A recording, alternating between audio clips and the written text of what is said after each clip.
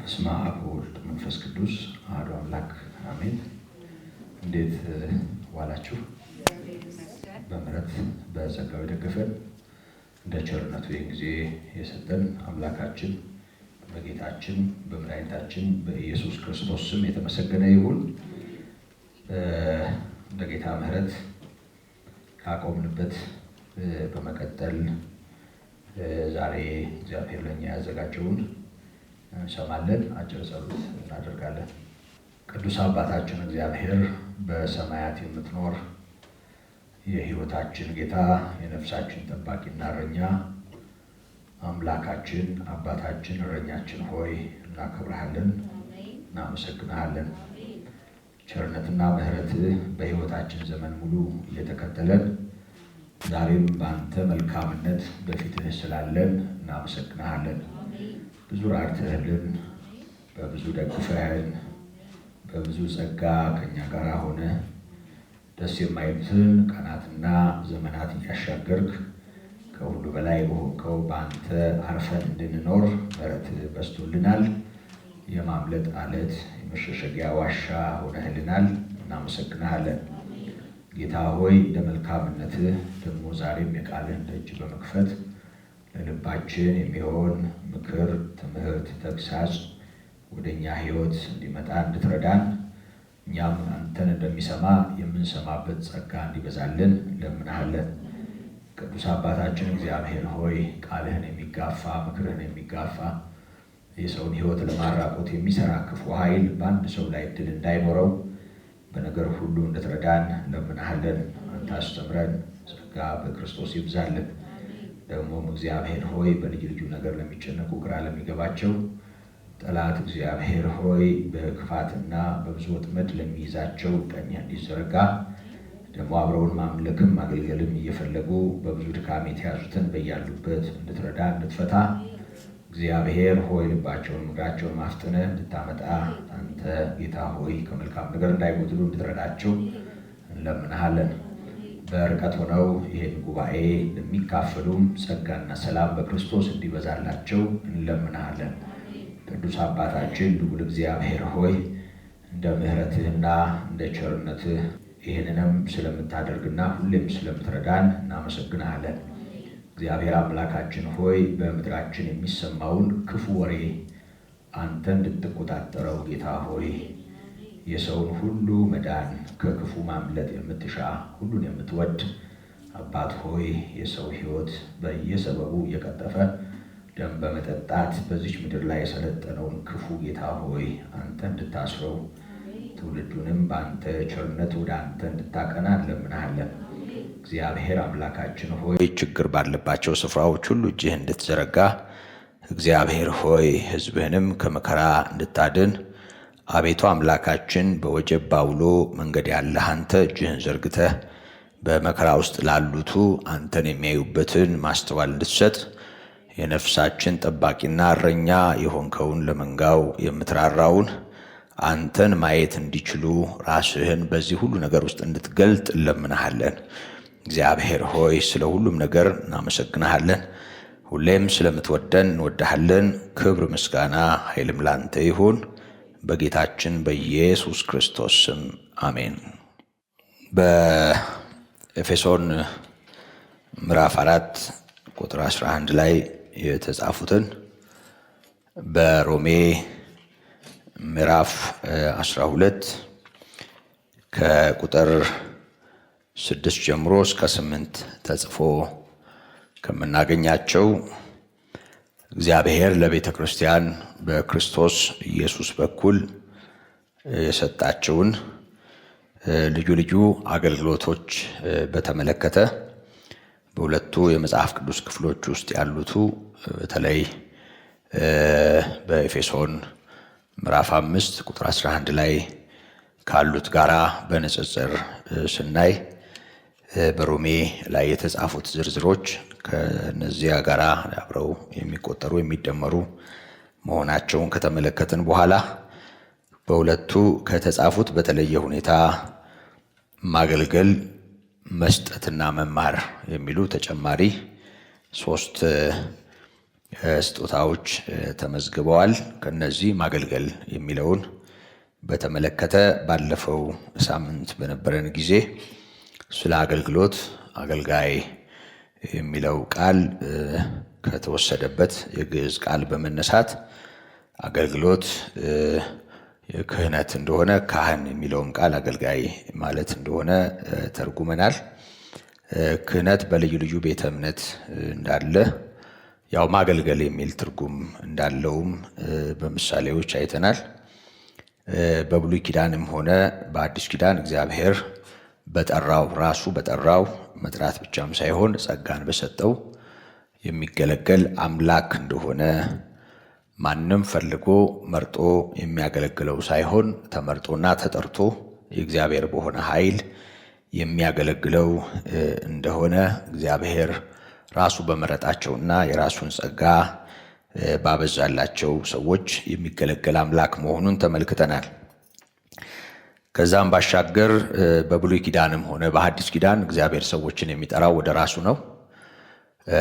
በተለይ ኦሪት ዘጸአት ላይ ያለውን የሕዝቡን ከባርነት ቤት መውጣት በተመለከተ ያየነውን ክፍል በተለይ ዘጸአት 19 ከ5 እስከ 6 ያለውን ክፍል እንዳነበብነው ጌታ ከግብፅ ወደ ከነዓን ሳይሆን ከግብፅ ወይም ደግሞ እንደ ግብፅ ከሚቆጠረው ዓለም ወደ ማንነቱ እንደጠራቸው ወደ ራሴ ሳብኳችሁ በማለት እግዚአብሔር ከቦታ ወደ ቦታ ከአገር ወደ አገር ከስፍራ ወደ ስፍራ ከሚታዩ ሰዎች ወደ ሌላ የሚታዩ ሰዎች ከሆነ የአስተዳደር ስርዓት ወደ ሆነ የአስተዳደር ስርዓት ሳይሆን ወደ ራሱ ማንነት እንደሳባቸው እግዚአብሔር የሕዝቡ ርስት እንደሆነ ሕዝቡም የእግዚአብሔር ርስት እንደሆነ መናገሩን በተለይ አንስተናል። ከዚህ የተነሳ ሰው ከየትኛውም ስፍራ ወደ የትኛውም ቦታ ሊሄድ ይችላል። ግን ወደ እግዚአብሔር ካልመጣ ኪሳራ ውስጥ እንደሚወድቅ በጣም እግዚአብሔርን ያውቃሉ በሚባሉ ሰዎች መካከል ስላለ ሰው ምናልባት እግዚአብሔርን ለማወቅ የተሻለ ዕድል ይኖረው ይሆናል እንጂ በራሱ በዳነ በገባው የእግዚአብሔር በተባለ ትክክለኛ የሆነ አምልኮ ባለው ማህበረሰብ ውስጥ ስለተገኘ እንደማይድን የእግዚአብሔር እንደማይሆን ማስተዋል ያስፈልጋል። የእግዚአብሔር ለመሆን ግን እድሉ ከሌላው ይልቅ የተሻለ ይሆናል። ምክንያቱም እውነት ባለበት እውነት ነፃ ስለሚያወጣ ሰው በሚሰማው ነው እምነት የሚሆንለት።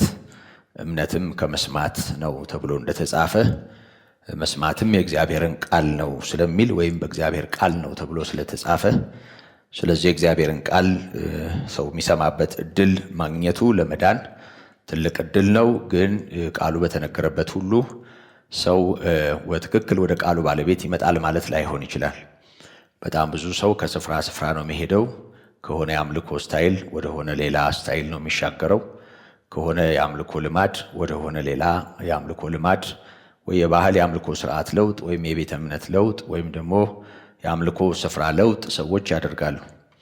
ግን እግዚአብሔር ያኔም ቢሆን ጥላ በሆነው አገልግሎት ሕዝቡን ከግብፅ ሲጠራ የጠራው ወደ ከነዓን ሳይሆን ወደ ራሱ ነው። ወደ ራሴ ሳብኳችሁ ነው ያለው እና ይሄን ባለበት ቃል ውስጥ እንደገና በተጨማሪ ምድርና ሞላዋ የኔ ናት ብሎ መናገሩ እኔ ወዳለሁበት ግብፅ እግዚአብሔር ሳይኖር ቀርቶ አይደለም። ግን አሁን እንዳልኩት ለአምልኮ የሚመች ስፍራ ለአንዳንድ ሰዎች በጎ ዕድል ስለሚሆን ከተጽዕኖ ወጥተው እንዲያመልኩ መፍቀዱ በሚታይ ሁኔታ ሕዝቡን ነፃ እንዳወጣ የሚያሳይ ምስክር ይሁን እንጂ ግን እግዚአብሔር አሁንም ወደ ከነዓን ሳይሆን ወደ ቤት ነበር የሳባቸው፣ ወደ ራሱ ነው። ግን ወደ እርሱ ያልመጡ ሰዎች ወደ ጥጃም ሄደዋል። ወደ እርሱ ያልመጡ ሰዎች ግብፃውያን ከሞቱና ካለቁ በኋላ እንኳ አለቃ ሹመን እንሂድ እንገዛላቸው ብለዋል። ዓይኖቻቸው እያዩ ፈርዖን ከነሰራዊቱ ሰጥሞ እንኳ ከሰጠሙትና ከሞቱት ገዢዎቻቸው በታች ሕሊናቸው ሞቶ እንሂድና እንገዛላቸው ማለታቸውንም እናስታውሳለን። እና ሰው ውስጡ ነፃ ካልወጣ ወደ ክርስቶስ ካልተሻገረ የእግዚአብሔር እውነት ካላገኘው እንደው በድኑ ስለተጓጓዘ ብቻ እንደው ስለተጫጫነ ብቻ ከስፍራ ስፍራ እንደው በባስም በታክሲም በፈረስም በአህያም በእግሩም ስለሮጠ ብቻ አይሆንም ማለት ነው። ስለዚህ በእውነትና በመንፈስ ወደሚመለከው ወደ እግዚአብሔር መምጣት በተለይ በአዲስ ኪዳን ይሄ በግልጽ የታየ ነው። ጥላ ከነበረው የብሉይ ኪዳን አገልግሎት እጅግ በተለየ ሁኔታ የተገለጠ ነውና በተለይ በሐዲስ ኪዳን መንፈሳዊ የሆነውን ጉዞ ማስተዋል የግድ ነው። አለያ ግን ያው ሰው የሆነ ነገር ለውጥ ኖሮት ያለባበስም ያመጋገብም ለውጥ ኖሮት ግን ወደ ክርስቶስ ባለመምጣት ጨለማ ውስጥ ሊዳክር ይችላል። ስለዚህ እግዚአብሔር ወደ ሆነ ቤተ እምነትና አዲስ የአምልኮ ባህል ሳይሆን የጠራን ወደ ራሱ ነው እና ልክ በዚሁ ቋንቋ ነው ጴጥሮስ በአንደኛ መልእክቱ ምዕራፍ 2 ከቁጥር 9 እስከ 10 ከጨለማ ወደሚደነቅ ብርሃኑ የጠራችሁ የእርሱን በጎነት እንድትነግሩ የንጉሥ ካህናት ቅዱስ ሕዝብ ለርስቱ የተለየ ወገን ናችሁ ያለው እና ቀድሞ ወገን አልነበራችሁም፣ አሁን ግን የእግዚአብሔር ወገን ናችሁ። ስለዚህ ወገን የሚለው ቋንቋ ከእግዚአብሔር ጋር የመወገን ከእግዚአብሔር ጋር የመሰለፍ ከእውነት ጋር ከጽድቅ ጋር የመሰለፍ ጥሪ ነው ማለት ነው የደረሳቸው። ስለዚህ የእሱም በጎነት መንገር መልካምነቱን ማውራት ይሄ ነው አገልግሎታቸው። ስለዚህ ነፃ አውጪውን በቃልም በስራም ማሳየት ይሄ ነው ጥሪው። እንግዲህ አዲስ ኪዳን ያለን ሰዎች እኛ ነን፣ ሌላ አይደለም። እንደኛ ላሉቱ የተጻፈ መልእክት ነው። ከጨለማ ወደሚደነቅ ብርሃኑ የጠራን የእርሱን በጎነት የምንነግር የንጉሥ ካህናት ቅዱስ ሕዝብ ለርስቱ የተለየን ወገን ነን። እግዚአብሔር ለይቶናል። እግዚአብሔር ይባረክ። ይሄ ትልቅ እድል ነውና መልካምነቱን እናወራለን። 24 ሰዓት እድሉን ካገኘን አቅሙንም እግዚአብሔር ከሰጠን ጸጋውንም ካበዛልን የምንናገረው ይሄንኑ ነው። ርዕሳችን አጀንዳችን እሱ ብቻ ሆኗል። እግዚአብሔር ለዚህ ባለ እድል አድርጎናል። ክብርና ምስጋና ለስሙ ይሁን እና እግዚአብሔር ሕዝቡን ለይቷል።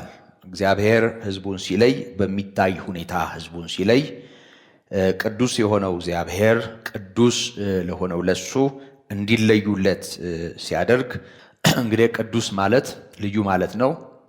መቀደስ ማለት መለየት ማለት ነው። ቅዱስ የሚለው ቃል አቻ ትርጉም ያው ይሄ ነው። ከዚህ የተነሳ እግዚአብሔር ቅዱስ ነው ማለት እግዚአብሔር ልዩ ነው ማለት ነው። የተለየ ነው ማለት ነው።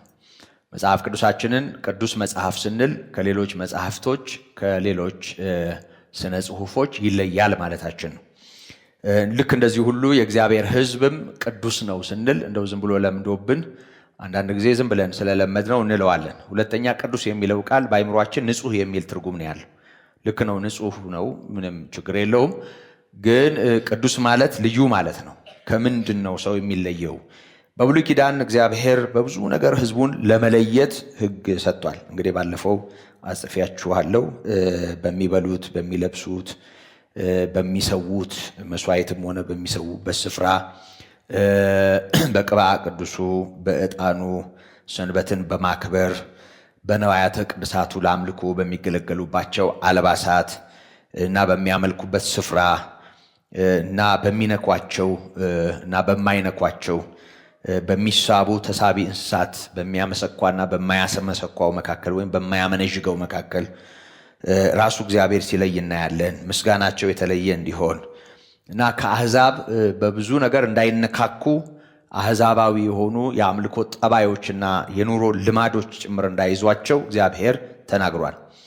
በተለይ ምዕራፍ 11 ዘሌዋውያን ላይ ብዙ መመሪያ በጻፈበት ክፍል ማጠቃለያ ላይ እኔ ቅዱስ ነኝና እናንተም ቅዱሳን ሁኑ ማለቱ እግዚአብሔር በነገር ሁሉ እኔ ልዩ ስለሆንክ ለእኔ ተለዩልኝ ማለቱ እንደሆነ እናያለን።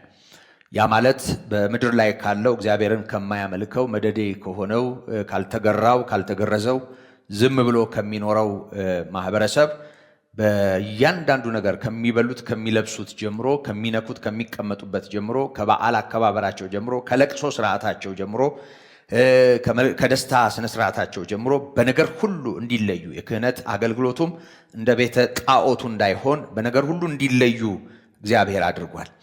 ስለዚህ የሚለዩበት ሕግ ሰጥቷቸዋል። አገልግሎቱ በሚሰጥበት መቅደስ ጭምር እንዲሁ ተለይተዋል። የእግዚአብሔር ሕዝብ ለእግዚአብሔር እንዲለይ የጌታ ፈቃድ እንደሆነ እናያለን። ስለዚህ እግዚአብሔር ቅዱስ ነው የሚለው ለቅዱሱ መቀደስ የሚለው ዛሬም ጭምር ቋሚ የሆነ እውነት ነው። በተለይ ዮሐንስ በአንደኛ መልእክቱ ምዕራፍ 3 ላይ የእግዚአብሔር ልጆች ተብለን እንድንጠራ አብ እንዴት ያለውን ፍቅር እንደሰጠን እዩ እንዲሁም ነን ባለበት ክፍል አሁን እንዴት እንደምንሆን አልተገለጠም። እሱ ቢገለጥ ግን እሱ እንዳለ እናየዋለንና እርሱን እንድንመስል እናውቃለን ይልና በእርሱ ይሄን ተስፋ የሚያደርግ እርሱ ንጹሕ እንደሆነ ራሱን ያነጻል፣ ራሱን ይቀድሳል ማለት ነው። ራሱን ይቀድሳል ይላል።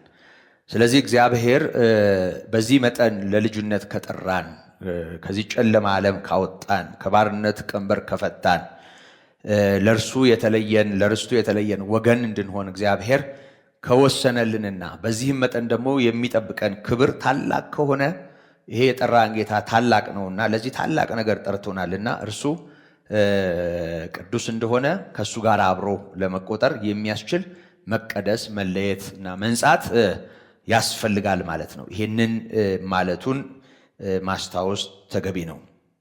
እንግዲህ ጌታን ማገልገል ለጌታ የመገዛት ውጤት ነው። በጥቅሉ ሮሜ 12 ቁጥር 11 ላይ ለጌታ ተገዙ ይላል። ለጌታ ተገዙ፣ በመንፈስ የምትቃጠሉ ሁኑ ሲል እናያለን። ለአገልግሎት እንዲተጉም ለጌታ እንዲገዙም ይናገራል እና ያመነ ሁሉ ለአገልግሎት ተጠርቷል። ይህንን መርሳት የለብንም። አማኞች ጠቅላላ ከጨለማ ወደሚደነቀው ብርሃን የተሻገርን ጠቅላላ አገልጋዮች ነን። ይህንን ማሰብ አለብን። አንዳንድ ጊዜ ቤተክርስቲያን ውስጥ የተለየ ኃላፊነት ካላቸው ከሚያገለግሉ በተገለጠ ሁኔታ የተገለጠ አገልግሎት ካላቸው ሰዎች አገልግሎት ጋራ ሕይወታችንን እናነጻጽረውና አገልጋይ አይደለንም እንላለን። በጣም ብዙ ምእመን አይ እኔ እንኳ ያው አገልግሎት የለኝም እኔ ምእመን ነኝ ይላል። በተለይ ባደግንበት ቤት ደግሞ የካህናት መደብ ስላለ በነገር ሁሉ አይደል፣ ያውም እኛ በምንገባበት አትገቧትም ነበር እናንተ አይደል? አሁን እንደልባችሁ በዚህ ትወጣላችሁ ትገባላችሁ። ድሮ ቢሆን ኖሮ አታስቧትም። እና የካህናት መደብ ስላለ ካህናት ብለን በስርዓት የለየነውም ነገር ስላለ ካለባበስ ከአገልግሎት ስፍራ ጀምሮ ከዛም ሲቀጥል አገልግሎቱን በመስጠት የመለየት ሁኔታ ስላለ ያ ህሊና በብዙ ሰዎች ህይወት ውስጥ አለ እና ሌላው ቀርቶ ይሄ ወንጌል ተረድተው በኖሩ ሰዎች መካከል እንኳ እንዲህ ሲሉ ሰማለሁ። ያው እኔ እንኳ አገልግሎት የለኝም ግን ያው ምእመን ነኝ ይላሉ። እና ምእመን ነኝ ማለት ያው አማኝ ነኝ ማለት ነው በመሰረቱ።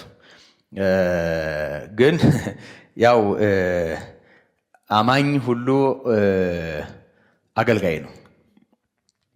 አማኝ ሁሉ ቄስ ነው እያልኳቸው አይደለም። አማኝ ሁሉ ፓስተር ነው እያልኳቸው አይደለም።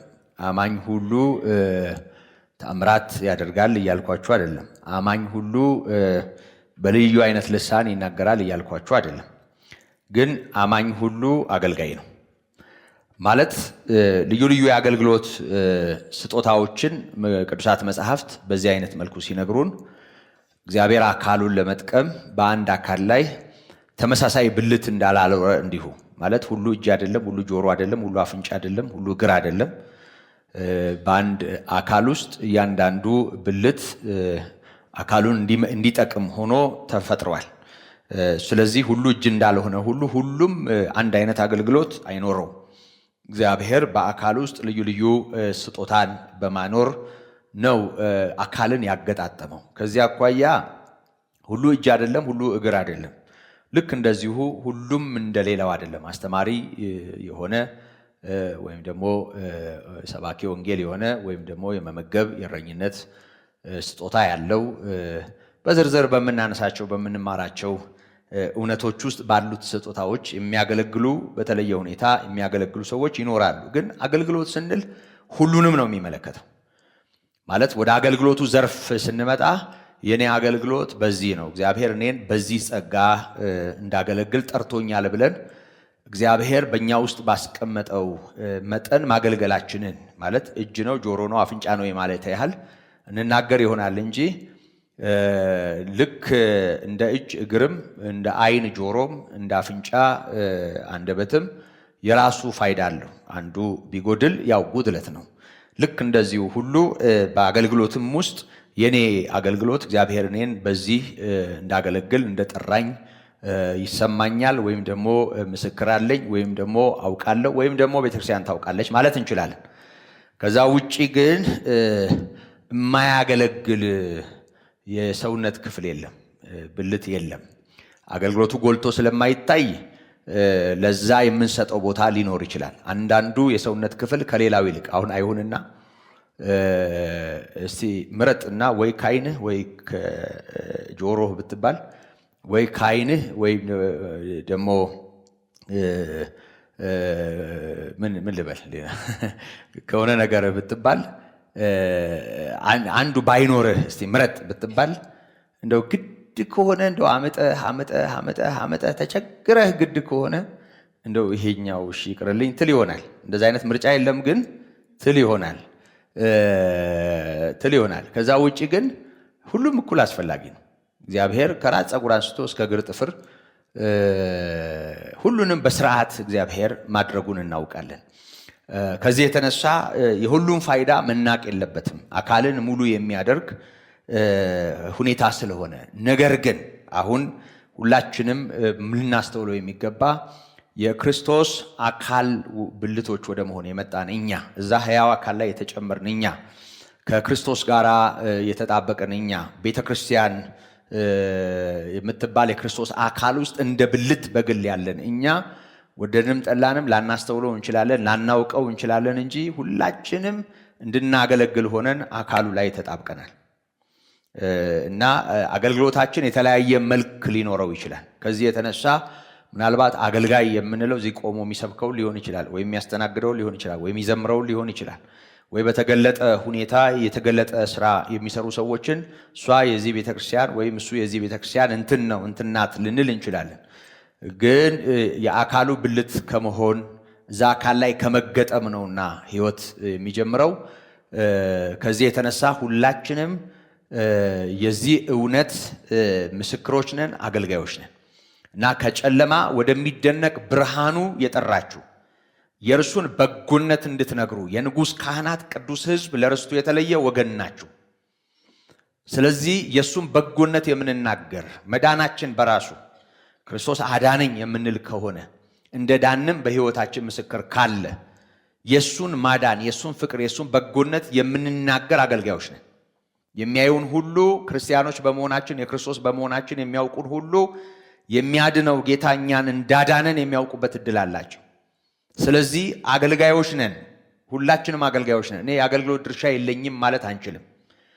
በጣም በሚገርም ሁኔታ ምቀናባቸው እንደኔ እዚህ መድረክ ላይ የማይቆሙ ግን በግል አገልግሎት ለብዙ ሰው የጠቀሙ ብዙ ሰዎችን ወደ እውነት በማምጣት የሚደክሙ ከቤተሰብ ጀምሮ ለብዙ ሰው ሕይወት ብዙ ዋጋ የሚከፍሉ በጣም ብዙ ሰዎችን አውቃለሁ። እነሱን እኔ ላላጨበጭብላቸው እኛም ላናጨበጭብላቸው እንደ አገልጋይ ላንቆጥራቸው እንችላለን።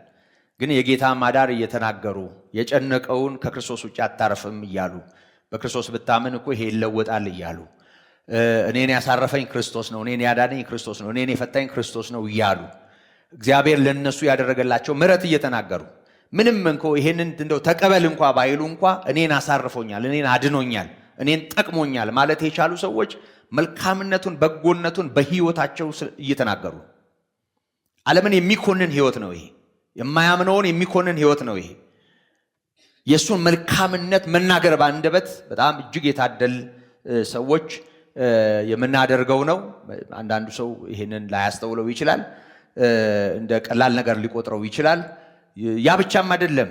በጥቅሉ ሕይወታችን የጌታ በመሆኑና እዛ ሕያው አካል ላይ በመገጠማችን የአካሉ ብልቶች እንደሆንን ካወቀን እቺ ጣት በእኔ ሕይወት ውስጥ የራሷ ስፍራ አላት። በዚሁ መጠን እያንዳንዳችን የአካሉ ብልቶች መሆናችንን ካመንን ወደድንም ጠላንም እኛ አገልጋዮች ነን። እንድናገለግል ሆነን በጎነቱ እንድንናገር ሆነን ካህናት ሆነን። ካህን ማለት አገልጋይ ማለት ነው።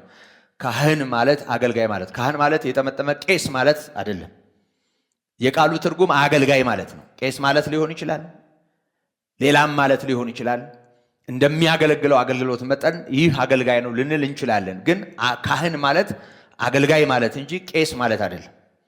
ስለዚህ ካህናት ነው እያለ ያለ ለርስቱ የተለየ ወገን የንጉሥ ካህናት ነው እያለ ያለ እና በጣም ደስ ይላል። እና ክህነቱ ደግሞ ያው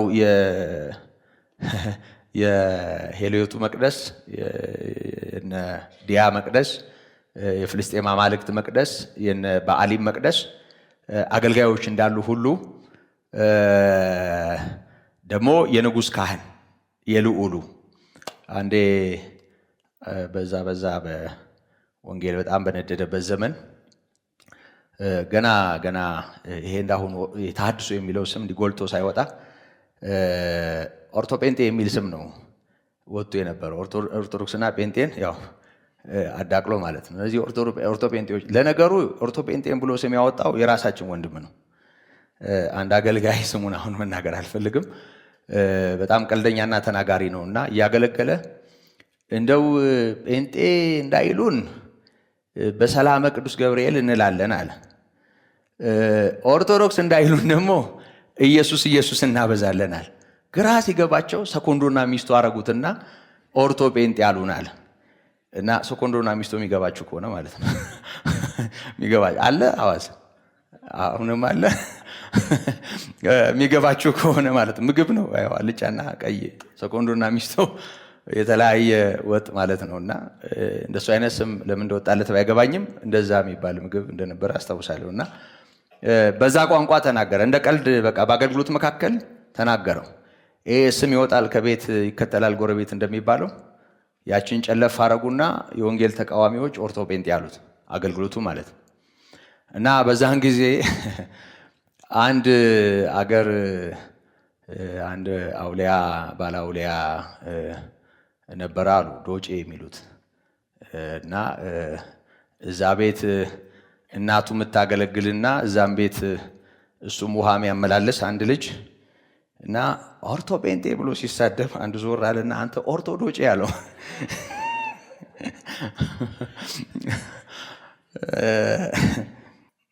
እና ያው የዶጬ ማገልገያ አለ፣ አዶ ከበሬ ማገልገያ አለ አደል እና ዳልሞቲ ማገልገያ አለ። የንጉሥ ካህናት የንጉሥ ካህናት ቅዱሱ ለርስቱ የተለየ ቅዱስ ሕዝብ ናቸው። እግዚአብሔር ይመስገን። ካህን ብቻ ሳይሆን የማን ካህን? የንጉሥ ካህን። እግዚአብሔር ይመስገን። ከሁሉ በላይ የሆነ የነገስታት ንጉሥ ካህን። እኔ ካህን ነኝ ብቻም ሳይሆን የማን ካህን? የንጉሥ ካህን።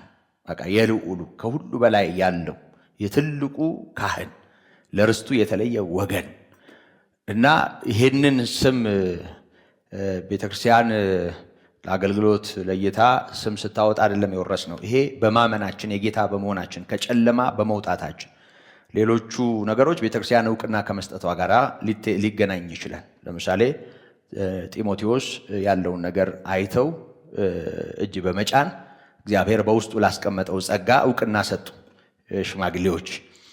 ልክ በእንዲህ አይነት ሁኔታ ቤተክርስቲያን የእገሌ አገልግሎት፣ የእገሊት አገልግሎት፣ የእገሌ አገልግሎት ይሄ ቢሆን ቤተክርስቲያንን ይጠቅማሉ ብላ እግዚአብሔር ለሰጣቸው፣ በመሰረቱ አገልግሎቱን ቤተክርስቲያን አትሰጥም።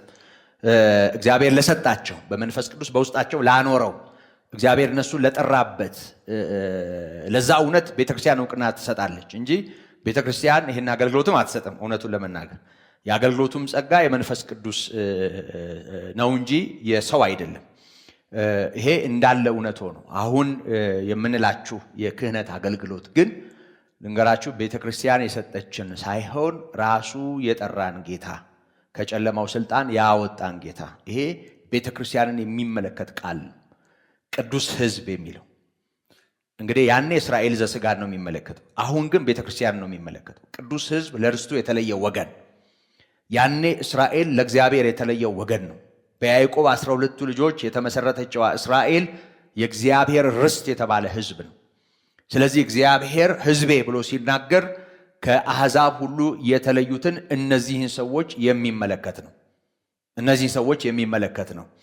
አሁን ደግሞ በጌታችን በኢየሱስ ክርስቶስ ወንጌል የእግዚአብሔር ልንሆን የተጠራን በደሙ ተዋጅተን የአካሉ ብልቶች ይሆን እኛ የያዝነው ስፍራ ነው። ይሄ ቅዱስ ሕዝብ ለርስቱ የተለየ ወገን። ቤተ ክርስቲያን የእግዚአብሔር ወገን ናት። ለርስቱ የተለየ ወገን ናት። የእግዚአብሔር ይሄንን በደንብ ማስተዋል ያስፈልጋል።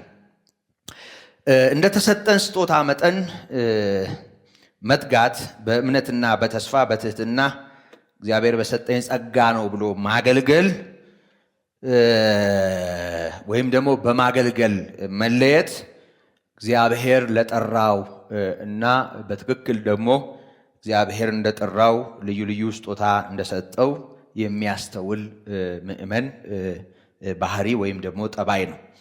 ለዚህ እንደ ምሳሌ የተወሰኑ ጥቅሶችን ላስታውሳችሁ።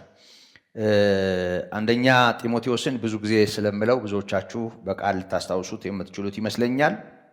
ምዕራፍ 1 ቁጥር 12 ላይ ሐዋርያው ቅዱስ ጳውሎስ የራሱን ጥሪ በተመለከተ ያለው ነው። በዚህ ክፍል እንደዚህ ይላል፣ ለአገልግሎቱ ሾሞኝ ታማኝ አድርጎ ስለቆጠረኝ ኃይል የሰጠኝን ጌታዬ ኢየሱስ ክርስቶስን አመሰግናለሁ ይላል። እርሱ ለአገልግሎቱ ሾመኝ፣ ደግሞ የማገለግልበትን ኃይል ሰጠኝ። ስለዚህ ጌታዬን አመሰግናለሁ። አስቀድሞ አሳዳጅ፣ አንገላች ምንም እንኳ ብሆን ሳላውቅ ባለማመን ስላደረግኩት ምሕረትን አገኘው። የጌታችን የመድኃኒታችን የኢየሱስ ክርስቶስ ጸጋ ከፍቅር ጋር አብልጦ በዛ። ኃጢአተኞችን ሊያድን ክርስቶስ ኢየሱስ ወደ ዓለም መጣ የሚለው ቃል የታመነና ሁሉ እንዲቀበሉት የተገባ ነው። ከኃጢአተኛ ዋና እኔ ነኝ ይላል። ስለዚህ እግዚአብሔር ኃጢአተኞች ጳውሎስን እንደተቀበለ እኛንም ይቀበላል የሚል ተስፋ እንዲኖራቸው ለብዙዎች ምሳሌ ሊያደርገው ከኃጢአተኛ ዋና በሚሆን በሱ ላይ ምሕረቱን እንዳበዛ ይናገራል። ለማንኛውም እግዚአብሔር ይጠራል፣ ለሕይወት ይጠራል። እግዚአብሔር ለአገልግሎትም ይጠራል። ለሕይወት ሳይጠራ ለአገልግሎት የሚጠራ የለም። ለአገልግሎት የተጠራ ሁሉ ለሕይወት የተጠራ ነው። ለሕይወት ሳይጠራ ለአገልግሎት የሚጠራ የለም። አንዳንዶች ሕይወታቸው የትም ነው፣ ግን ገንዘባቸው ቤተ ክርስቲያን ውስጥ ብዙ ነገር ይሆናል። ብዙ ነገር ይሆናል። ይችን አድርስልኝ እንደሚሉ ሰዎች ማለት ነው።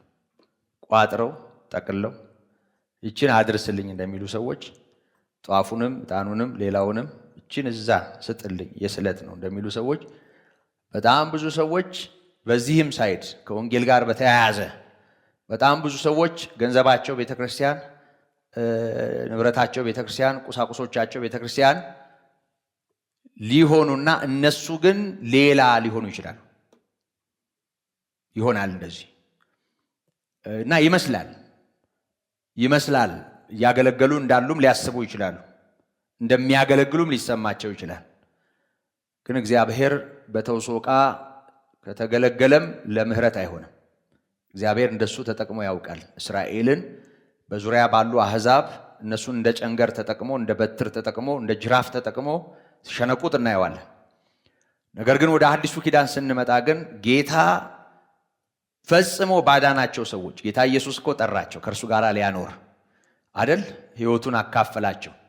ከዛ በኋላ ከ3 ዓመት ቆይታ በኋላ ሕይወቱን አይተው አጣጥመውት አውቀውት በወጣበት ወጥተው በገባበት ገብተው መጨረሻ ላይ እነሱ ርፍ ካሉ በኋላ አንተ ክርስቶስ ወደዚህ ዓለም የመጣኸው የእግዚአብሔር ልጅ መሆንህን አምነናል፣ ካንተ ወዴት እንሄዳለን ብለው ከእሱ ጋር ከተጣበቁ በኋላ ኃይል አቀዳጅቶ ከዛ በኋላ ምስክሮች እንዲሄዱ ሲያዛቸው እናያለን። እና ወገኖቼ ምላሳችንን ሊከራይ አይጠራንም እግዚአብሔር። ጉሮሯችንን ፈልጎ አይጠራንም እግዚአብሔር። ጥሩ ድምፅ ስላለን እያስረቀረቅን ህዝብ እንድንሰበስብ እንዳይመስላችሁ። በጣም ብዙ ሰው እንደሱ ያስባል። ምስኪን ነው። ጉሮሮ ታይቶ የተጠራ ይመስለዋል። ገንዘብ ታይቶ የተጠራ ይመስለዋል። ቤተ ክርስቲያን እንደሱ ታደርግ ይሆናል። ሌላ መለኪያ ምናልባት ከጠፋባት ካላስተዋለች በሌላ በምንም መለኪያ ላትለካ በሚታየው ነገር ልታይ ትችላለች ቤተ ክርስቲያን። ምንም ጥርጥር የለውም። ድምፃዊውን ዘማሪ፣ ተናጋሪውን ሰባኪ ወይም አስተማሪ ልትል ትችላለች። ባለጠጋውን ቤተ ክርስቲያን እንዲጠቅም የተጠራ ማን ያውቃል እግዚአብሔር ለዚህ ይሆናል አንተ የጠራ በቃ ይሄ በቃ ያንተ ሙያ ነው ብላ ልታስረክብ ትችላለች። ሰዎችም በሚታይ ሁኔታ የሚታየውን ነገር ሊሰሩ ይችላሉ። ምንም ጥርጥር የለውም። ይሄንን ለመስራት አማኝ መሆን አያስፈልገው። ማንም ባለሙያ ይሰራዋል። ክርስቶስ የሚለውን ስም የሚቃወምም ጭምር ይሄን ድንጋይ ለመጠፍጠፍ ይሄን ለመጋገር ምን ችግር አለበት? ገንዘብ እስከተከፈለው ድረስ ያላመነም ሰው ይሄንን ሊያደርገው ይችላል። ነገር ግን ይህን ጌታ ሰው በህይወት ነው ሊያገለግለው የሚችለው የአካል ብልት በመሆን። የአካል ብልት ሳትሆን እንዴት ትሰራለህ? እንዴት ይሰራል? ይሄ እኮ ለእኔ የሚሰራው ይሄ የእኔ አካል ሆኖ ነው። ከዚህ እኮ ከተነጠለ እኮ ይሄ እኮ ሟች ነው። ከዚህ አካል ከተነጠለ ይሄ እኮ ሟች ነው። ምንም ፋይዳ የለውም። ለእኔ ጥቅም የሚሆነው ይሄ አካል እዚህ አካል ላይ እስከተገጠመ ድረስ ነው። የክርስቶስ አካል ብልት የክርስቶስ አካል ብልት መሆን አለበት። የክርስቶስ አካል ብልት ያልሆነ የሌላው ብልት። አንዳንድ ጊዜ ጳውሎስ እንዳለው የክርስቶስን አካል ወስጄ የጋለሞታ አካል ላደርገውን እንዳለ፣ አንዳንዴ የሌላ አካል ከሌላ ጋር የተገጠመ አካል ጨርሶ የጌታ ያልሆነ ያልተሸነፈ ግን ከሙያ አኳያ ከገንዘብ አኳያ ከተለያየ ነገር አኳያ ቤተክርስቲያንን እያገለገለ እግዚአብሔርን እያገለገለ የሚመስለው በጣም ብዙ ማሳኝ ብዙ የሚደክም በጣም ብዙ ምስኪን ሰው አለ። ግን እግዚአብሔር ለህይወት ነው የጠራን፣ ሊያሳርፈን ነው የጠራን። የትኛውንም ነገራችንን አይቶ አይደለም። ደግሞ እግዚአብሔር እኛ ባለን ሳይሆን ራሱ በሚሰጠው የሚገለገል አምላክ ነው። ጳውሎስ እሱን ነው የነገረን። ለአገልግሎቱ ሾሞኝ ታማኝ አድርጎ ቆጠረኝ። በመሰረቱ ታማኝ ሆኜ ተገኘሁ አላለም። ልክ ደህንነት እንዲሁ እንደተቆጠረልን ማለት ነው። ቋንቋው እንደሱ እኮ ነው። ታስታውሳላችሁ? ሮሜ ምዕራፍ 4 ላይ ለሚሰራ ደሞዝ እንደ ዕዳ ነው አለ። ለሚሰራ ደሞዝ እንደ ዕዳ ነው ማለት ለሰራ ሰው ያው ግድ ክፍያ የከፋዩ ግዴታ ነው። ግን ለማይሰራ ኃጢአተኛው እንደሚያጸድቅ ለሚያምን እምነቱ ጽድቅ ሆኖ ይቆጠርለታል። አብርሃም በስራው ድኖ ቢሆን ኖሮ የሚመካበት ነገር ይኖረው ነበር ነው የሚል። ስለዚህ በእግዚአብሔር አቆጣጠር ምክንያት አመፃው የተሰረየችለት ኃጢአቱ የማይቆጠርበት ብፁዕ ነው እንዳለ ዳዊት፣ እኛ እኮ ኃጢአተኛ ሳንሆን ቀርተን ሳይሆን በኢየሱስ በማመናችን ኃጢአት ያልተቆጠረብን ጽድቅ የተቆጠረልን ጻድቃን ነን። የሰማችሁ ነው ወገኖች? እግዚአብሔር በደላችንን ያልቆጠረብን፣ አመፃችንን ያልቆጠረብን፣ የተገለጠውን የተሸሸገውን ነውራችንን ያልቆጠረብን፣ ጽድቅ ከክርስቶስ ጋር የቆጠረልን፣ በእግዚአብሔር አቆጣጠር ምክንያት የተቀደስን፣ በእግዚአብሔር አቆጣጠር ምክንያት የጸደቅን፣ በእግዚአብሔር አቆጣጠር ምክንያት እኮ የእግዚአብሔር የሆንነን። ስለዚህ እኛን የእግዚአብሔር ያደረገን የእግዚአብሔር ሂሳብ ነው፣ የእግዚአብሔር አቆጣጠር ነው። ያለ ሥራ ጽድቅን በክርስቶስ ቆጠረልን። ስለዚህ የማንመጻደቅበትን ይሄን ስላደረግኩ ነው ይሄ የተደረገልኝ የማንልበትን ሕይወት ተቀበል ክርስቶስን ስንቀበል። ስለዚህ ይሄን ሕይወት ተቀብለን በዚህ የሕይወት ከፍታ እኛ ከእግዚአብሔር ጋር ተጣበቅን። ይሄ ወገኖቼ ጽድቅ በእምነት ከመቆጠሩ ጋር ተያይዞ ነው። ጳውሎስ ደግሞ ይኸውላችሁ ታማኝነትን በተመለከተ እግዚአብሔር እንዴት እንደቆጠረው ነው የሚነግረን። ለአገልግሎቱ ሾሞኝ ይላል። አያችሁ የቱ እንደቀደመ እግዚአብሔር ጠራው፣ በብርሃን ነክቶ ጠራው። ለአገልግሎቱ ሾሞኝ ታማኝ አድርጎ ቆጠረኝ እና ራሱ ቆጠረኝና ልክ ጽድቅን በእምነት እንደሚቆጥር ይሄንንም ቆጠረና ምን አደረገ? ኃይልን ሰጠኝ ይላል ጳውሎስ። እነዛን ረጃጅም ያውም የዛሬ 2000 ዓመት ገደማ በመርከብ በታንኳና በእግር የሚከናወኑ ዓለም አቀፍ ጉዞዎችን የተጓዘበት አቅም የሥጋ ዘመዶቹ በሆኑት በአሕዛብ፣ በአይሁድ፣ በከተማ፣ በገጠር፣ በየብስ፣ በባህር የደረሰበትን ያን ሁሉ አናቱን በዘንግ እየተመታ በጾም በጸሎት እንቅልፍ በማጣት የሄደበት አቅም የጠራው ጌታ ጽድቅን በእምነት በኩል የቆጠረለት ጌታ የሰጠው ጸጋ ነው። የሰጠው ጸጋ ነው። እግዚአብሔር ከጠራ እግዚአብሔር ለዛ የሚሆን አቅም ይሰጣል። በጭራሽ በአንተ አቅም እግዚአብሔርን አታገለግለው። የትኛውም ሊሆን ይችላል አቅምህ፣ የትኛውም። በእኛ አቅም እግዚአብሔር አይገለገልም። ጠርቶ ከሆነ አንተን ለጠራበት ጉዳይ የሚሆን ጸጋ አለው እግዚአብሔር። ጸጋው ነው ብቁ የሚያደርገው። የራሱ የእግዚአብሔር ኃይል ነው የሚያበቃን። በቅተን ተገኝተን አይደለም። እግዚአብሔር እንደ በቃን አድርጎ ቆጠረና በራሱ ምሕረት ስለዚህ ለዚህ የሚሆን አቅም ሰጠን። እንደሱ ነው እግዚአብሔር የሚሰራው። ስለዚህ ጠሪው በጸጋው ይጠራል፣ በጸጋው ያድንና በጸጋው የአገልግሎት አቅም ይሆናል። ጳውሎስ እንደሱ ነው የነገረን። በዚሁ በአንደኛ ቆሮንቶስ ምዕራፍ 15 ቁጥር 10 ላይ ከቁጥር 3 ጀምሮ ስለ ትንሣኤው ምስክሮች ይናገራል። ስለ ትንሣኤው ምስክሮች መጀመሪያ ጌታ ኢየሱስ መነሳቱን ወደ መቃብሩ በመሄድ ካዩት ሰዎች ጀምሮ እስከሱ ድረስ ያሉትን የትንሣኤ ምስክሮች ያነሳል። እኔ ቤተክርስቲያንን አሳዳጅ ስለነበርኩ ሐዋርያ እንኳ ተብዬ ልጠራ የማይገባኝ ግን በእግዚአብሔር ጸጋ የሆንኩኝ ይላል። ጸጋው እኔን ሐዋርያ ያደረገኝ እንጂ ከሄድኩበት መንገድ የተነሳ ለዚህ በጭራሽ አልበቃም ማለቱ ነው።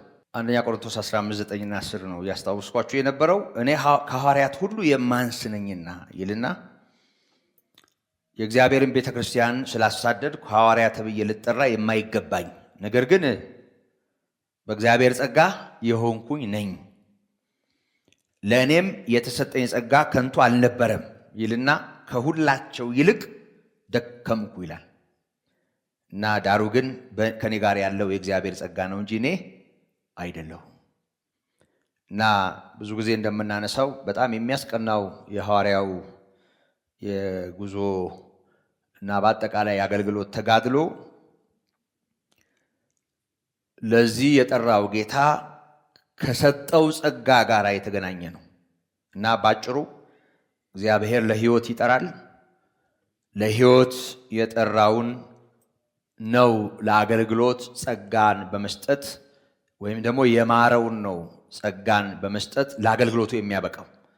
ቅድም በጠቀስኩት በአንደኛ ጢሞቴዎስ ምዕራፍ 1 ከቁጥር 12 ጀምሮ ለአገልግሎቱ ሾሞኝ ታማኝ አድርጎ ስለቆጠረኝ ኃይል የሰጠኝን ጌታዬን አመሰግናለሁ ብሎ ይጀምር እንጂ ይሄንን አንቀጽ ወረድ ብሎ እግዚአብሔር ያደረገለትን ምሕረት ነው የሚናገረው። ስለዚህ በምሕረት ጠርቶታል፣ ለአገልግሎቱ የሚሆን ኃይል ሰጥቶታል። እግዚአብሔር ከሁሉ ይልቅ እንዲደክም፣ እንዲሰራ፣ እንዲበረታ አድርጎታል እና ከሁሉ ይልቅ ደከምኩ ካለ በኋላ ነገር ግን በእኔ የሚሰራ እግዚአብሔር ጸጋ እንጂ እኔ አይደለሁም። አያችሁ፣ መዳኑንም በጸጋው ያደርጋል። እዚህ ክፍል ላይ ሐዋርያነቱን ብቻ አይደለም የሚጠቅሰው፣ በእግዚአብሔር ጸጋ ነው ይሄንን ያገኘሁት ይላል። የተሰጠኝም ጸጋ ከንቱ አልነበረም ይላል። ከኔ ጋራ ያለው የእግዚአብሔር ጸጋ በዚህ ሁሉ መንገድ አሻገረኝ ይላል እና የትጋቱ ምንጭ እሱ እንደሆነ እናያለን። ስለዚህ እግዚአብሔር ያመነውን ሁሉ ለአገልግሎት ጠርቷል። ያመነ ሁሉ የእሱን በጎነት በመናገር ነው አገልግሎቱን የሚጀምረው። ይህ አገልግሎት ብለን የምንጠራው እንደ ጳውሎስ ሐዋርያነት ወይም ደግሞ እንደ ምሳሌ ነው ማነሳው፣ ወይም ደግሞ በሐዋርያቱ ሕይወት ውስጥ እንደተገለጠው ልዩ ልዩ የአገልግሎት ጸጋ ያለውን የተገለጠውን ስራ ብቻም ሳይሆን የእሱን በጎነት ከመናገር የሚጀምር መሆኑንና በአጠቃላይ ከዛም ያለፈውም አገልግሎት ቢሆን ያለ እግዚአብሔር ጸጋ እንደማይሆን ማስተዋል ተገቢ ነው።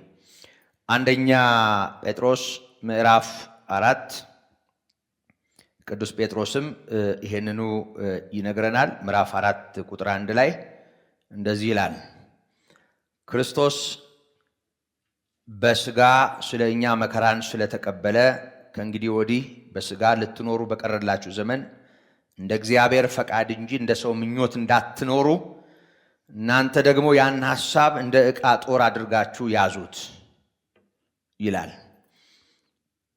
በሥጋ መከራን የተቀበለ ኃጢአትን ትቷልና። ማንም ሰው የሚናገር ቢሆን እንደ እግዚአብሔር ቃል ይናገር፣ የሚያገለግል ቢሆን እግዚአብሔር በሚሰጠኝ ኃይል ነው ብሎ ያገልግል። ክብርና ስልጣን እስከ ዘላለም ድረስ ለእርሱ በሚሆነው በኢየሱስ ክርስቶስ በኩል እግዚአብሔር በነገር ሁሉ ይከብር ዘንድ አሜን ይላል እና እግዚአብሔር በነገር ሁሉ እንዲከበር የሚያገለግል እግዚአብሔር በሰጠኝ ጸጋ ነው ብሎ ያገልግል። እንደ ራሱ ታለንት እንዳይቆጥረው፣ እንደ ራሱ የትጋት ውጤት እንዳይቆጥረው፣ እንደ ራሱ ችሎታ እንዳይቆጥረው እና የሚናገርም እንደ እግዚአብሔር ቃል ይናገር፣ የሚያገለግልም ቢሆን እግዚአብሔር በሚሰጠኝ ጸጋ ነው ብሎ ያገልግል እና በነገር ሁሉ እግዚአብሔርን ማክበር የሚባል እውነት በዚህ መንገድ ይፈጸማል ነው የሚለን። ከዛ ባሻገር በዚህ ሐሳብ ውስጥ አንድ ጥቅስ እንመለከታለን። ሁለተኛ ቆሮንቶስ ምዕራፍ 3 ቁጥር 2 እስከ 4 ጳውሎስ የቆሮንቶስ ምዕመናን የጌታችን የኢየሱስ ክርስቶስ ቋሚ ምስክሮች ወይም ደግሞ የተገለጡ ወንጌላት ሆነው ክርስቲያን ሆነው መኖራቸው በራሱ እንደ ደብዳቤ ሰዎች የሚያነቡት መልእክትነት እንደሆነ አድርጎ ይናገራል። ሰዎች ሁሉ የሚያውቁትና የሚያነቡት በልባችን የተጻፈ መልእክታችን እናንተ ናችሁ ይላል። እናንተ መልእክታችን ናችሁ። በልባችን የተጻፈ መልእክታችን እናንተ ናችሁ። እናንተም በሕያው እግዚአብሔር መንፈስ እንጂ በቀለም አይደለም፣ ሥጋ በሆነ በልብ ጽላት እንጂ በድንጋይ ጽላት ያልተጻፈ። ቁጥር 3 በእኛም የተገለገለ የክርስቶስ መልእክት እንደሆናችሁ የተገለጠ ነው ይላል። በእኛ የተገለገለ የክርስቶስ መልእክት እንደሆናችሁ የተገለጠ ነው። እናንተ በእኛ የተገለገለው የክርስቶስ መልእክት ናችሁ። ልክ ነው። የእግዚአብሔርን ቃል ይዘው ሄደዋል። በልባቸው ጽላት ላይ ጌታ ቃሉን አትሟል። ይሄንንም በመንፈስ ቅዱስ አድርጎታል። ከዚህ የተነሳ እነ ጳውሎስን ለዚህ አገልግሎት የጠራቸውን ሰዎች ተገልግሎ በእነዚህ ሰዎች ልብ ላይ ቃሉን ያተመ በመንፈስ ቅዱስ እነዚህን የለየ ማን ነው? ራሱ ጌታ ነው። ስለዚህ እነዚህን ሰዎች መልእክት ሲላቸው እናያለን። እናንተ መልእክት ናችሁ እያለ እንደ ደብዳቤ ራሳቸውን ሲቆጥራቸው እናያለን። ስለዚህ የሚያምን ሰው የጌታ የሆነን ሰው በእውነት የእግዚአብሔር ቃል በልቡ ታትሞ የጌታ መንፈስ ለይቶት በጤናማ ሕይወት የሚመላለስ ከሆነ ባይናገርም የሚናገር፣ ባይሰብክም የሚሰብክ፣ ባይዘምርም የሚዘምር ማለትም በቋንቋ የተገለጠ አገልግሎት እንኳ ባይኖረው በልቡ የታተመው የእግዚአብሔር ቃል በልቡ ጽላት ያለው የእግዚአብሔር እውነት እሱን የእግዚአብሔር ያደረገው የእግዚአብሔር እውነት በሕይወቱ ስለሚታይ የተገለጠ መልእክት ነው። እንደ ደብዳቤ እንደ ወንጌል ማለት ነው። እንደ ወንጌል ሲቆጥራቸው እናያለን እነዚህን ሰዎች።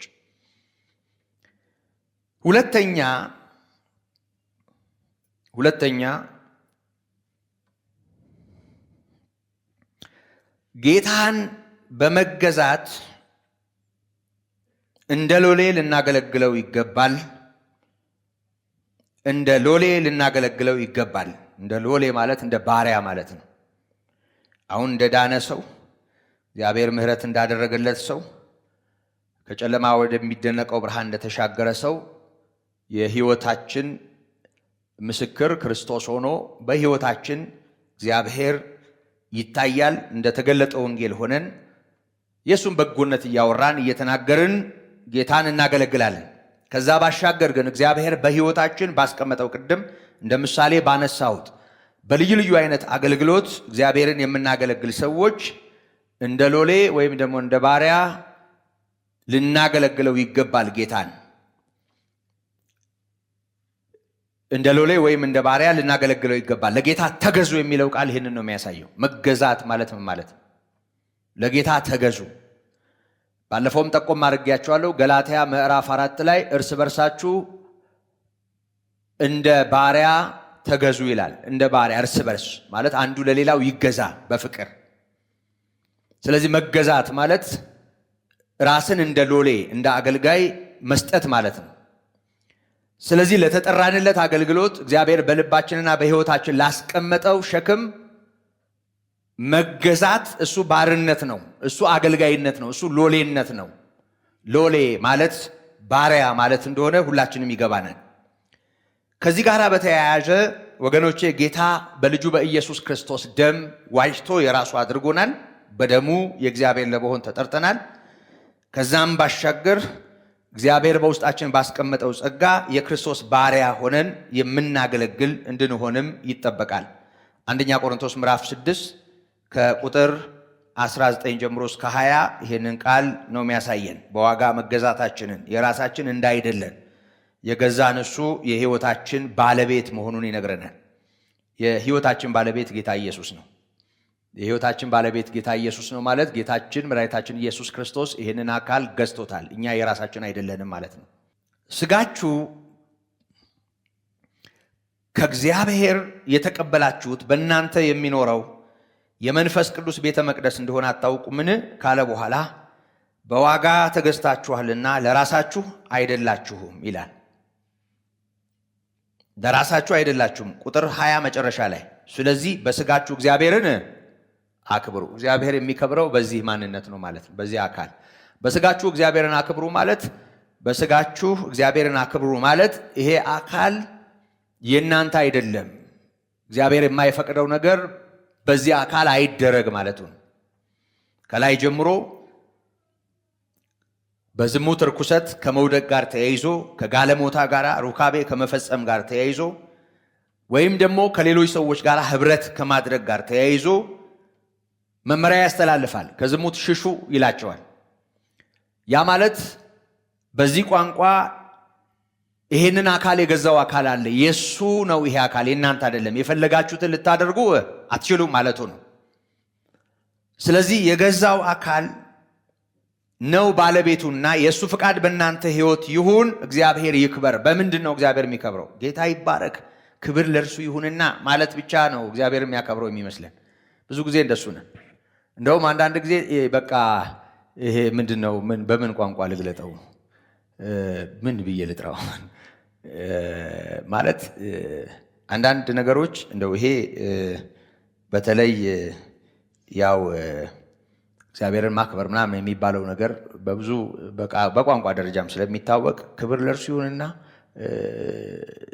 እሱን ማኑ አስነክተን እንዲች አጥቀሰን ግን እንደ ቡና ጭስ እኛውንን እንዴ ምንምገው ክብሩን ሁሉ እና ያው በሰው አይምሮ በቃ ክብር ለሱ ይሁን ማለት እግዚአብሔርን ማክበር የሚመስላቸው፣ ክብር ለሱ ይሁን እግዚአብሔርን ማክበር የሚመስላቸው፣ በቃል እግዚአብሔርን ማክበር የሚመስላቸው፣ በተግባር ግን አምልኮ የሚቀበሉ በጣም ብዙ ሰዎች አሉ። በተግባር ማለት በቃ እነሱ የህይወት መፍትሄ እንደሆኑ፣ እነሱ መካከለኛ እንደሆኑ፣ በእነሱ በኩል ሁሉ እንደሚሆን በቃ ኢየሱስ የያዘውን ስፍራ የያዙ አድርገው ራሳቸውን የሳሉ ሰዎች ከስሙ የተነሳ ክብር ለኢየሱስ ይሁን ብለው ጉባኤ ሲያስጨበጭቡ እናያለን። ተግባሯ ግን ክብር ወደ ክርስቶስ የሚያመጣ ሳይሆን እናየዋለን። ይሄ በጣም ከአገልግሎት ጋር ተያይዞ ከጎላው ነገር ጋር ተያይዞ በብዙ ሰው ህይወት ውስጥ ያለ የጎላ ችግር ነው። ግን እዚህ ጋር ያለው ነገር ክብር ለእግዚአብሔር ይሁን ማለት እግዚአብሔርን በቋንቋ በስብከት በዝማሬ በጉባኤ በጋራ ባለ ሁኔታ ለእግዚአብሔር ምስጋና ወይም አኮቴት በማቅረብ እግዚአብሔርን ማክበር ብቻ እንደሆነ ከመታሰብ መውጣት አለብን። እዚህ ጋር ጳውሎስ በዋጋ ተገዝታችኋልና እግዚአብሔርን አክብሩ ሲል በቃ ይሄ አካል የእናንተ አይደለም፣ የእግዚአብሔር ፈቃድ ነው በእናንተ ህይወት ውስጥ የሚከናወነው፣ ፈቃዳችሁን አታድርጉ ማለት ነው። ቀድሞ እንደዚህ ነበራችሁ ብሎ እኮ ነው የሚጀምረው። በላይ ከፍ ብለን ከቁጥር 9 ጀምሮ ያለውን ብናነብ አስቀድሞ የነበሩበትን ህይወት እኮ በዝርዝር ያነሳል እና እንደ ማንኛውም በዓለም እንደነበሩ እርኩሰት እንደሞላባቸው ሰዎች ብዙ ችግር የነበረባቸው ሰዎች ናቸው እና በጌታ በኢየሱስ ስም በአምላካችን መንፈስ ተቀድሳችኋል፣ ታጥባችኋል፣ ጸድቃችኋል ብሎ በጌታ ደም በመንፈሱ ኃይል መጽደቃቸውን፣ መቀደሳቸውን፣ መዳናቸውን ካረጋገጠ በኋላ የዳነ ሰው ህይወት ምን ለመምሰል እንዳለበት ከታች በዝርዝር ያነሳል። ስለዚህ ሆዳምም እንዳይሆኑ ለመብል ሲሉ ብዙ ነገር እንዳያጠፉ፣ እንደገና ከጋለሞታ ጋር እንዳይተባበሩ፣ ሰውነታቸውን በርኩሰት ወይም በዝሙት እንዳያረክሱ፣ ስጋ የጌታ መሆኑን፣ ስለዚህ ጌታ ኢየሱስ ክርስቶስ መንፈሳችንን ብቻ አይደለም ወይም ነፍሳችንን ብቻ አይደለም ወይ ውስጣዊ ማንነታችን ብቻ አይደለም ያዳነው፣ ይሄንንም እኮ አካል ያድነዋል። ታውቃላችሁ አይደል? አዎ፣ ለዚህም አካል ዋጋ ከፍሏል። ጌታ ኢየሱስ ሲመጣ እኮ ፊልጵስዩስ ምዕራፍ 3 ላይ እንደተጻፈው ቁጥር 20 ላይ ለራሱ መንግስት አገዛዝ ወይም አስተዳደር በሚሆን ሁኔታ እኮ የተዋረደው ሰውነታችንን ክቡር ስጋው እንዲመስል ይለውጠዋል። ይሄ አካል እኮ የኃጢአት ዝንባሌ የማይኖረው ሆኖ ይለወጣል። ኢየሱስ ለመላው ማንነታችን ነው ራሱን የከፈለው።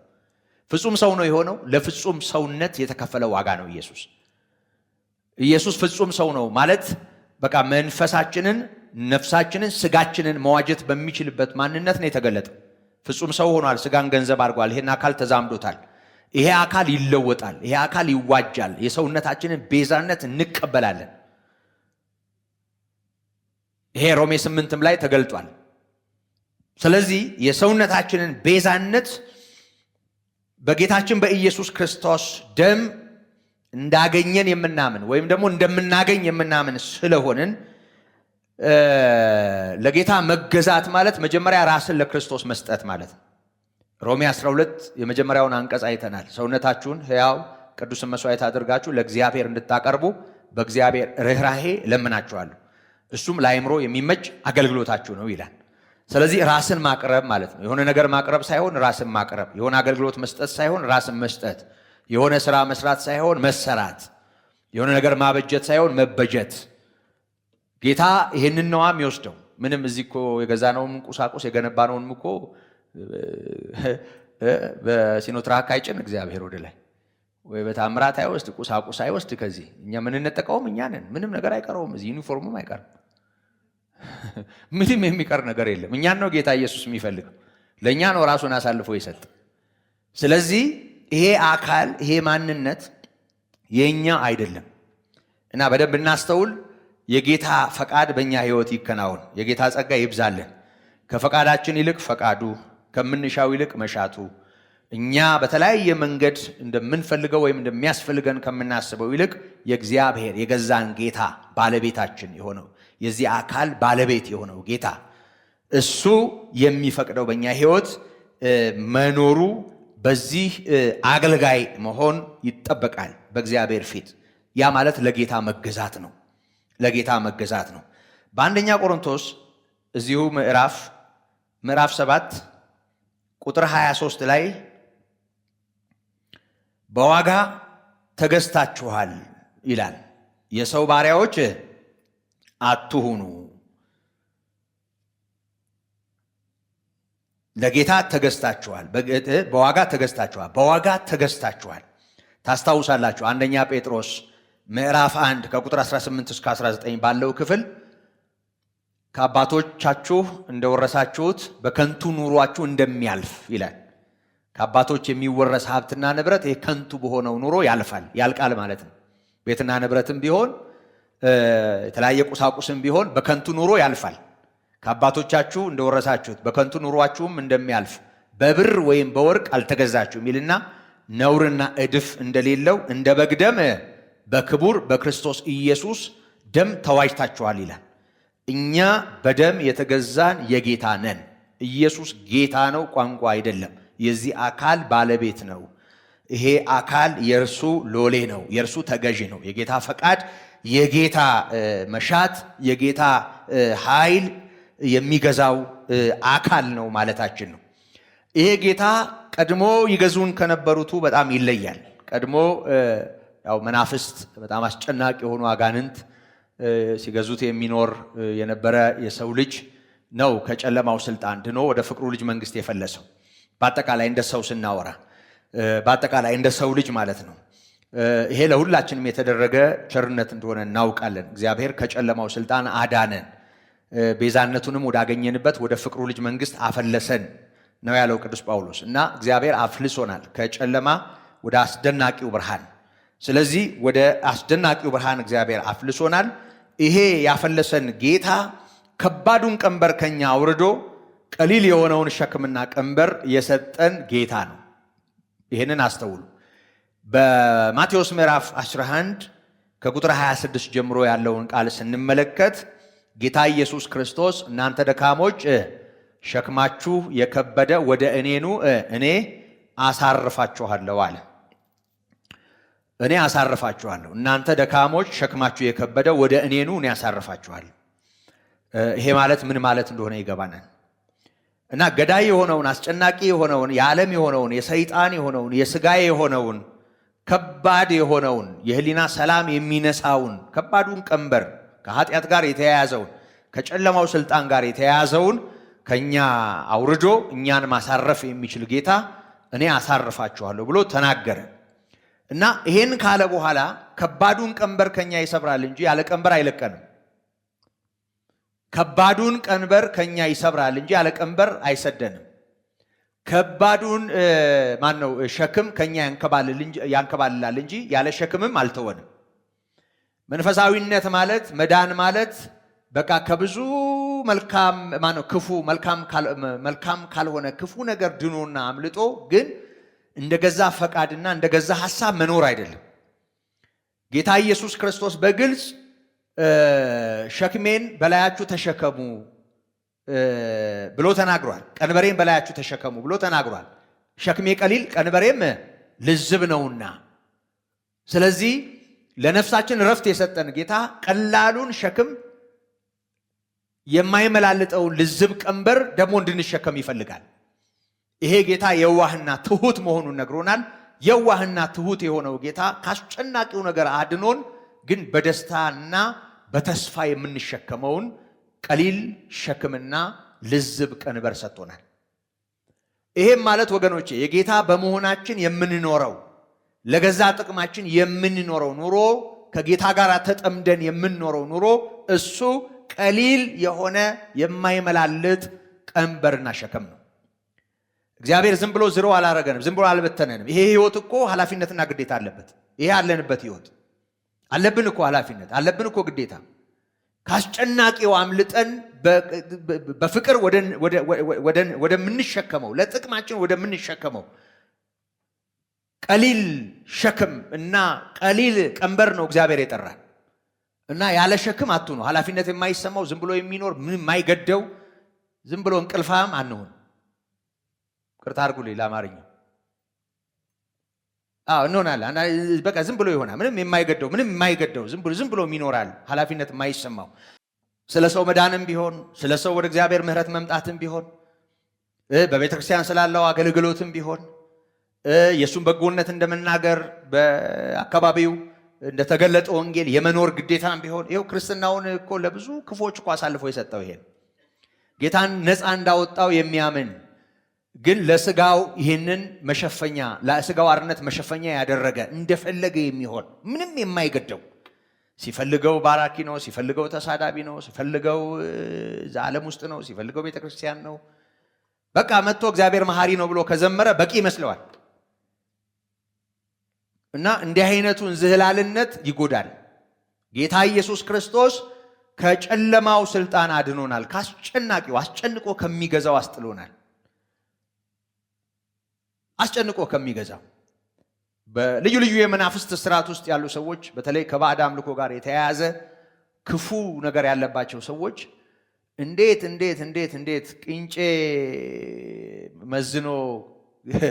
ቂንጬ መዝኖ ቡና ለክቶ ዛ በሚመለክበት መከዳ ዙሪያ እኔ እኮ ከረሜላ ይበላ ለምን ከረሜላ እንዲደረድሩለት እንደሚፈልግ ሁሉ አይገባኝም። እና ከረሜላ ሁሉ ዙሪያውን ነፈንዲሻ ምናምን ሁሉ ይደረግለታል። አንዷ ብትጎድል እዛ ጀበና ስር ነው እንደታረደ ዶሮ የሚያንደፋድፋቸው። አንዷ ብትጎድል ሲፈልግ ያዞራል፣ ሲፈልግ ያወላክፋል፣ ደም አስተፍቶ ይገዛል። ክፉ ገዢ ነው፣ ኃይለኛ ነው። ይሄ ክፉ ኃይል አስሮት የነበረ ህዝብ በጌታ በኢየሱስ ክርስቶስ ነፃ ሲሆን ከዚህ ሁሉ ግዴታ ሲወጣ ሌላ ግዴታ በውስጥ ይኖረዋል። ልክ እንደሱ ጨለማ ውስጥ ያሉ ሰዎች ሸክሙ ይሆናሉ። ልክ እንደሱ በሞት ጥላ ውስጥ ያሉ ሰዎች ሸክሙ ይሆናሉ። ልክ እንደሱ እንደነበረበት አይነት መከራ ውስጥ ያሉ ሰዎች ሸክሙ ይሆናሉ። ዝም ብሎ አይኖርም። እኔ እንዴት እንደሚያስችለን አይገባኝም። አንዳንድ ጊዜ በዙሪያችን ያለ ኃላፊነት የብዙ ሰዎች ህይወት ኃላፊነት በጌታ ልብ መጠን ምክንያቱም ጌታ እኮ ልቡን ነገረን። እዛው ክፍል ላይ አሳርፋችኋለሁ ካለ በኋላ ለነፍሳችሁ ሰላም ታገኛላችሁ አይደለም የሚለው? አዎ ይሄንን ያለው ጌታ ሸክሜን በላያችሁ ተሸከሙ፣ ሸክሜ ቀሊል ቀንበሬም ልዝብ ናት ነው ያለው። ይሄ ልዝቡ እና ቀላሉ ሸክም የወንጌል አደራ ነው። መቼም በሚገባን ቋንቋ በእግዚአብሔር እውነት ውስጥ ሆነን ከዛ ወጥተን በጤናማ ኑሮ በመመላለስ ውስጥ ያለው ነገር ነው ቀሊል። ስለዚህ አሁንም ቀላሉን ሸክም እግዚአብሔር እንድንሸከመው እየነገረን ነው። ከመከራ ወጥተናል፣ ከዘላለም ሞት አምልጠናል፣ የእግዚአብሔር ሆነናል፣ እግዚአብሔር አሳርፎናል። ሲኦል አያስጨንቀን፣ ገሃነመ እሳት አያሳስበን፣ የማይተኛ ትል፣ የማያንቀላፋ ትል፣ የማይጠፋ እሳት ምናምን የሚሉ ነገሮች ሁሉ አሁን እግዚአብሔር ይመስገን ከህሊናችን ጥርግ ብሎ ሄደ ይመስለኛል አይደል? አለው ትንሽ ይታያቸዋል። የሆነ እንሸላሊት ምናምን ትንሽ ያለ ቅሬታ ካለ እሱም ይጠረግ። በመፈክር ሳይሆን በጌታችን በኢየሱስ ክርስቶስ በማመን ፍጹም ድብን አድርጎ ማመን ማለት ነው። በደንብ አድርጎ ማመን፣ እሱም በማመን ይጠረግ ከህይወታችን። እሱ በህይወታችን ካለና ረፍት ውስጥ ከሆን በእውነት ያላረፈው አያሳዝንም። ዝም ብሎ የሚንከለከለው አያሳዝንም። በሞት ጥላ ውስጥ ያለው አያሳዝንም። በጌታ ልብ እናስባለን ማለት እኔ የዋህ በልቤም ትሁት ነኝ ብሏል እኮ እዛው ክፍል። እኔ የዋህና ትሁት የሆነው ጌታ ልብ ነው እኛ ውስጥ የሚኖረው። እኛ የክርስቶስ ልብ አለን ሲል ጳውሎስ ያለ ምክንያት አይደለም። ስለዚህ ለዚህ እውነት እንደ ባሪያ መሆን ያስፈልጋል ወገኖቼ። ቀሊል የሆነውን ሸክምና ልዝብ የሆነውን ቀንበር መሸከም ማለት ነው ይሄ እና ያለ ሸክም አትኑሩ። ግልጽ ነው የምናገረው ነገር። የማይሰማን አንሁን። ዝም ብለን አንሁን። ዝም ብለን በደመ ነፍስ እየነጋ እየመሸ ኃላፊነት እንደማይሰማው ሰው ዝም ብሎ ዘመናችን አይለፍ።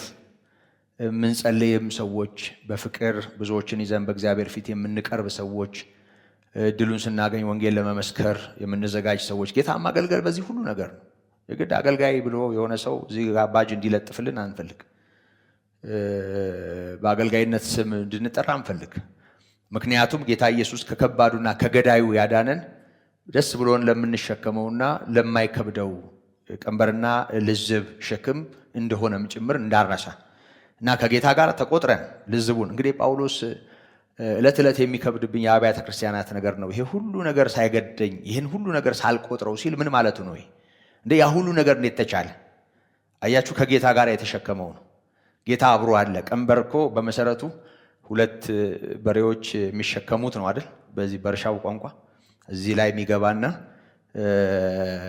ሁለት እንስሶች አብረው የሚጠመዱበት ነው። እኛ ከጌታ ጋር አብረን የተጠመድን ልዝቡን ቀንበር የተሸከምን ደስ ብሎን የምናገለግለው አገልግሎት ደግሞ ምላሽ እንዳለው ገብቶን የምናገለግለው አገልግሎት ጳውሎስ የጽድቅ አክሊል ተዘጋጅቶልኛል እንዳለው የሚጠብቀንን አስበን የምናገለግለው አገልግሎት ነው እና እያንዳንዱ ቀን በከንቱ አይለፍ።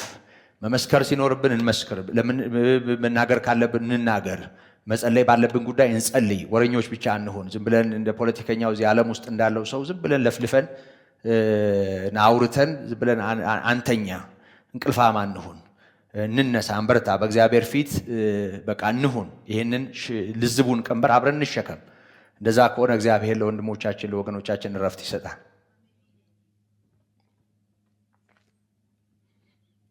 በፊት ለሞት የኃጢአት ባሪያዎች ነበርን እና ለጽድቅ የመታዘዝ ባሪያ አድርጎናል። ሮሜ 6 16-19 ያለውን ቃል በንባብ አስታውሳችኋለሁ። ለመታዘዝ ባሪያዎች እንድትሆኑ ራሳችሁን ለምታቀርቡለት ለእርሱ ለምትገዙለት ባሪያዎች እንደሆናችሁ አታውቁምን ይላል። ጌታ ኢየሱስ ክርስቶስ የገዛው ማንነት ከሆነ ያላችሁ ለምታምኑት ለምትገዙለት አሁን ባሪያዎች ናችሁ ነው እያለ ያለው። ለመታዘዝ ባሪያዎች እንድትሆኑ ራሳችሁን ለምታቀርቡለት ለእርሱ ለምትገዙለት ባሪያዎች እንደሆናችሁ አታውቁምን ይላል።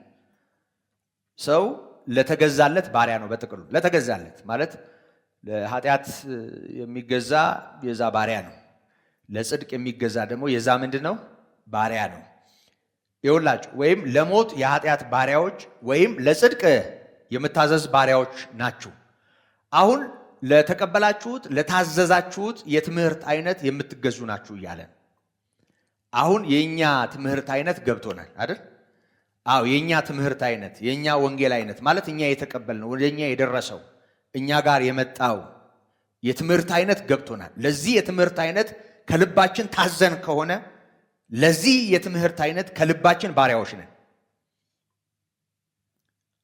እየገባችሁ ነው የምናገረው ነገር? ለዚህ የትምህርት አይነት ከልባችን ተገዝተን ከሆነ ለዚህ የትምህርት አይነት ለተገዛንለት ምንድነን?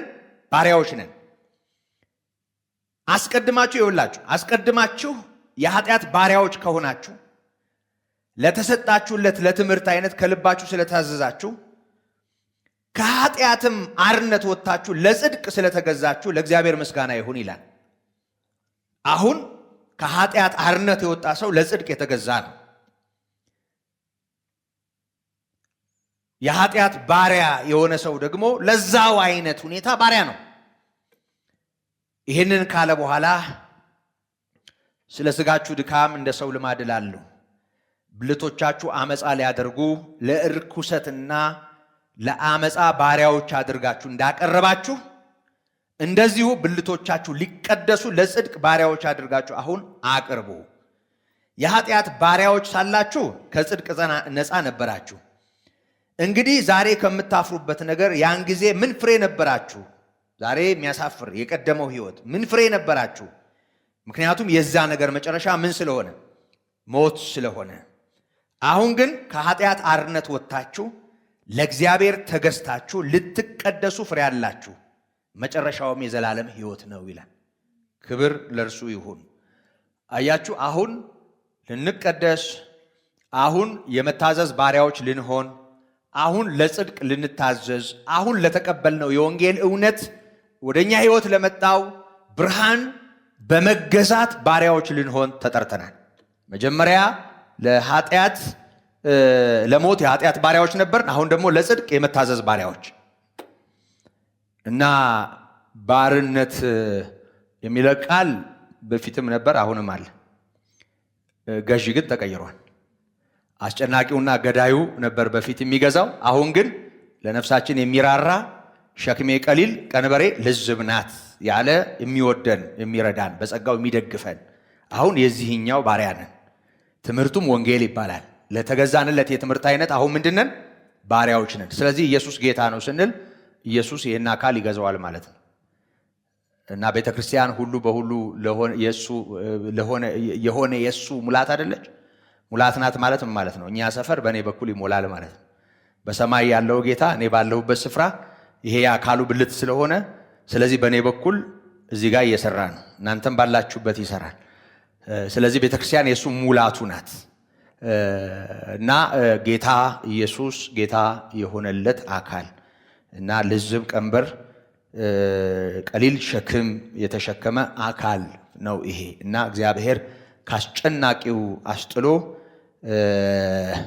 እጅግ አሳራፊ የሆነውን ደስ ብሎን የምንሸከመውን በሕይወት የምንሸከመው ልዝብ ቀንበር እና ቀሊል ሸክም በእኛ ሕይወት አኑሯል። ክብር ለስሙ ይሁን። እነዚህን ሶስት ጥቅሶች እስቲ ዝም ብላችሁ አሰላስሏቸው። ማታውቋቸው አይደሉም። ያው ሰዓቱን አይቼ ነው ገታ ያልኩት። ፊልጵስዩስ 2 ከ19 እስከ 30 እና ፊልጵስዩስ 2 ከ19 እስከ 30፣ ዕብራውያን 2:14፣ ዕብራውያን 2:14፣ ዮሐንስ 10:10፣